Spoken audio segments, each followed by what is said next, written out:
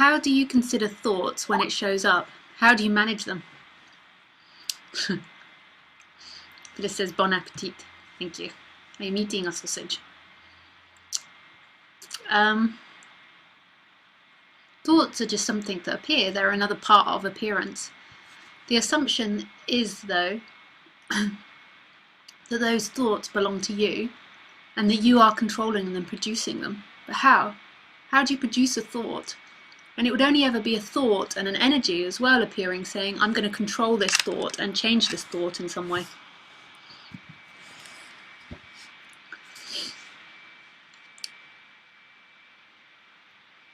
So how, Cedric, could you possibly change a thought when thoughts appear from absolute mystery? They come into appearance, just like everything else. But it's another thought that assumes that you think.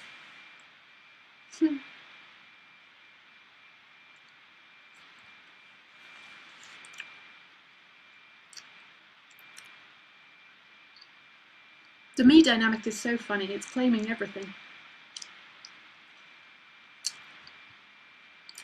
I think, therefore I am. I am, and in I am, thinking arises.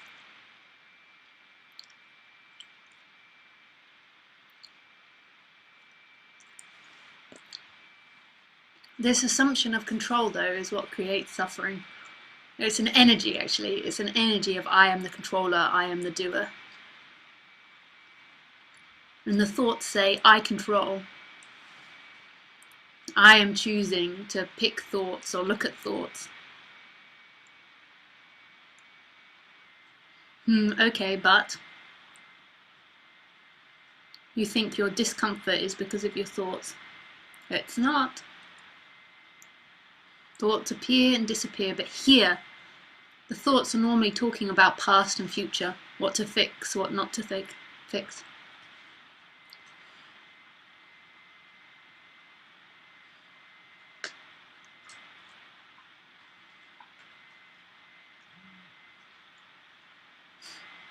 Ugh, I don't know how to ask because you don't exist.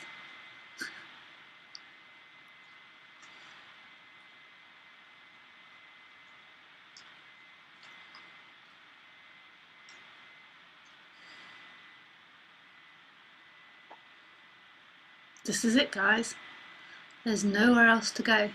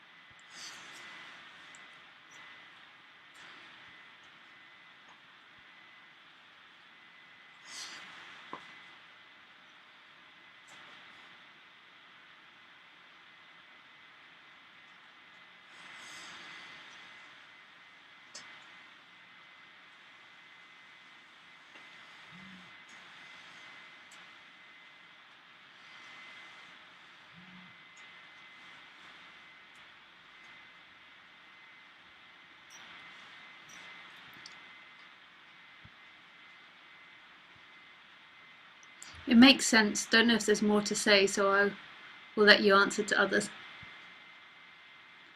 There are no others asking questions. Oh, there is actually one on Ustream.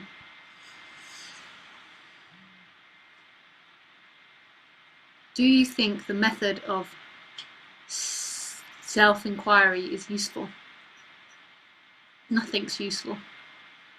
It's always this. If self-inquiry happens, that's what happens. What it leads to is absolutely irrelevant. This is what's happening. This is where the juice is. Not in where you're going to get tomorrow. That's carrying on in the dream of me. The me is always in time. So if self-inquiry happens, that's what happens. It's not right nor wrong, it's what appears. The idea that you're going to get someone is somewhere is a total daydream. A total daydream.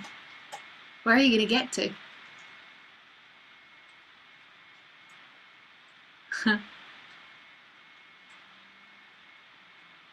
Where are you off to? It's always this. When's it not this? What's happening is you're imagining yourself, or the body, which isn't even you, in the future being better. That's just like imagining the money and being better with money.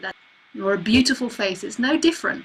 It's exactly the same mechanism of me, of the me dynamic. Where's there to go? This is what's always going to be, what's happening, and the love affair is this, not the daydream of someone tomorrow. We'll never know tomorrow, we'll never know yesterday. This is what is. This.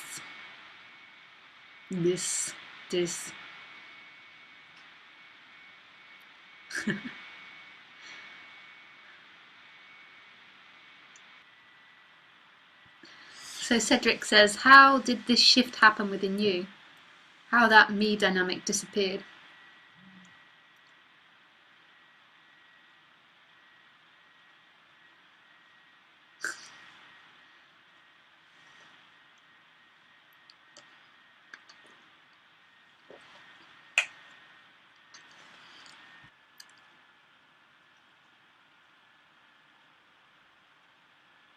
What also dies in awakening is the dream that you were ever awakening, and that you had experiences of awakening. Who do you imagine this Lisa to be? The only person we can ever talk about as Lisa is somebody in time, but time always arises here, in aliveness. Time's not the actual reality. And there's nothing wrong with that. I'm happy to say what happened, seemingly. But the mind is absolutely fixated with time. It's fixated with who it is in time. How can you really say that's who you are? How did Lisa awaken?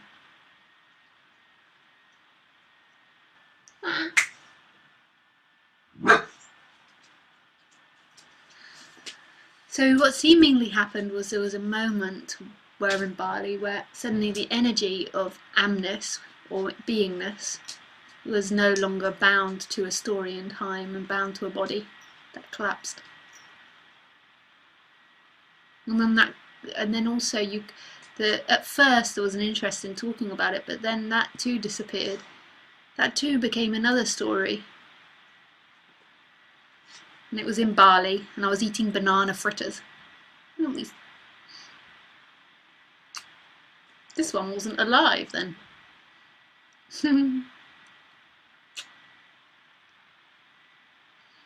You see, look at Khaleesi. Khaleesi is such a good example of this. Is Khaleesi her past actions? Is she a dog from Thailand? To her, she has no sense of that. There's just what's happening. She has no sense that she's a body or right or wrong actions. It's only in the human dynamic that happens. And then it becomes personalised. This energy of me begins. I am someone in time, and there's this fixation on it. There can't be suffering here, right here in this. There's only ever suffering in a story. What they did to me. What's going to happen to me. Right here, there's just intensity of beingness, which is happening, funny enough, and not happening, which is in movement and absolutely still.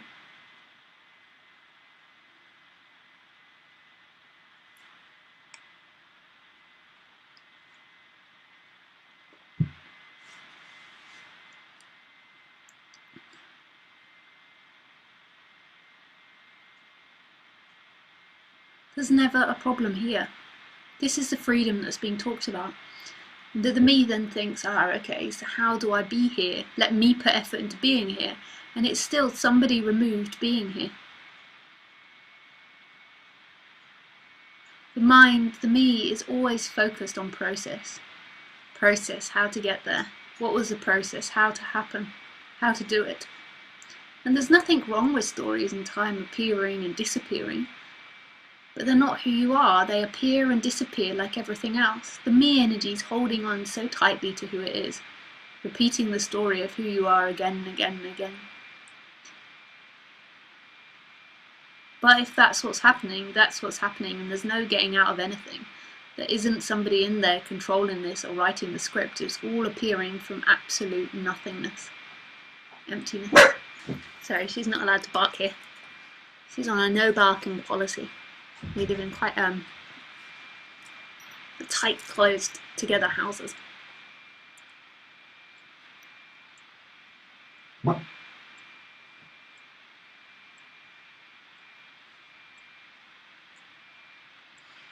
But she's not wrong or bad in any way, and that's not who she is, that barking.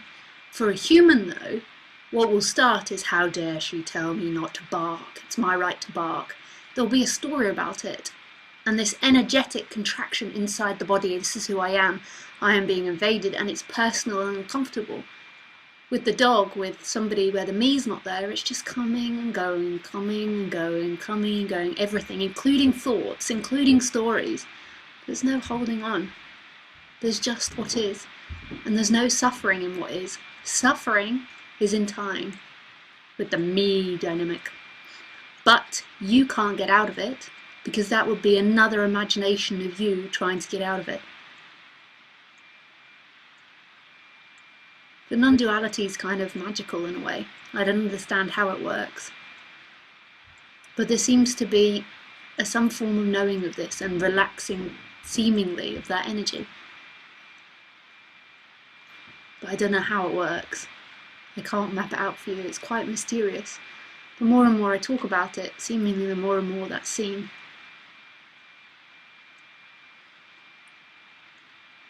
This is what is. There's nowhere to go. This has no meaning, there's no place, there's no purpose, there's no future event to get to that's going to be better than this. This is what is. And that's not, I'm not talking about the end of pain and pleasure. I'm talking about the end of the one that's living in time. And it's an energy thing of feeling bound inside of, I am in here. All there is everything and nothing. All there is what is.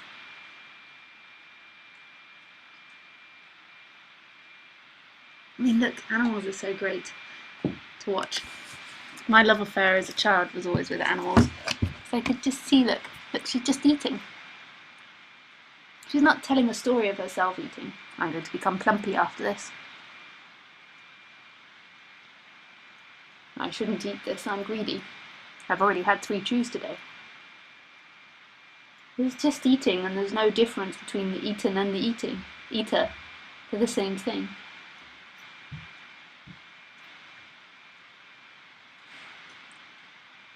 Doesn't mean she's going to have perfect behaviour.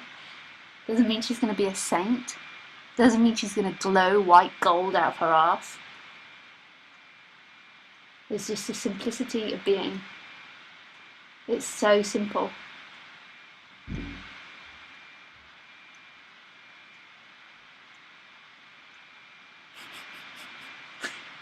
What is she eating in there?